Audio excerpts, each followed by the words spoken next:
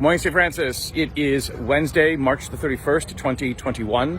It is Wednesday of Holy Week. It is the 39th day of Lent, and it's also the last day of March. It is also known since the late Middle Ages, I think, as Spy Wednesday, because in Matthew's Gospel that we hear today, Judas makes the arrangement with Jewish leadership that he will hand Jesus over to them for 30 pieces of silver.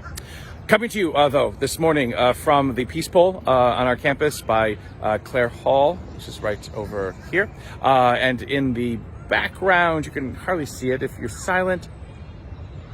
There's a little bit of the sound of kindergarten out on its recess break this morning, and we have a lineup already for the morning drop-off for our preschool. Again, as we've been saying, all of the antagonism, all of the consternation, all of the drama, all of the tension begins to rise in these next couple of hours. Judas goes off to agree to betray Jesus to Jewish leadership. And in Matthew's Gospel, again, we hear another prediction of that betrayal from the Last Supper as Matthew records it. Again, the one who dips his hand into the dish with me is the one who will betray me. And Judas, in a very snarky way, he says, "Surely it is not I, Lord." And Jesus says, "You yourself have said that."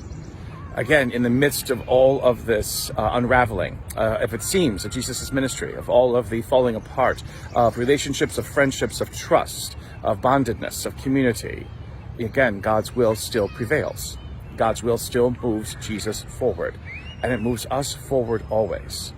As we draw to these last 2 days of Lent, and we embark tomorrow on the great Paschal Triduum, again, how have we been led by God in all this time that we have experienced in this past year and more, throughout any time or any day in our life, through the tragedies and the turmoils, through the ups and downs, through the pains, through the anxiety, through the brokenness and hurt? How has God led us through it into something more? It may be very difficult for us to see that or even to perceive it. It may be very small. It may be very minuscule. But there is always something more that allows us to continue to live and move forward. If there wasn't, we would not be here. Again, the trick of being a believer in this world is being able to identify and embrace and realize the many ways in which God does indeed move us forward from death to life. Because that is what the Paschal Mystery is all about. That is what Lent has hopefully been trying to get us in touch with. The life of a believer does not move from life to death, from energy and dynamism to nothing, but it moves from all that would keep us and hold us down and stop us from being at our most fully human into what truly is life-giving and wonderful and glorious about us.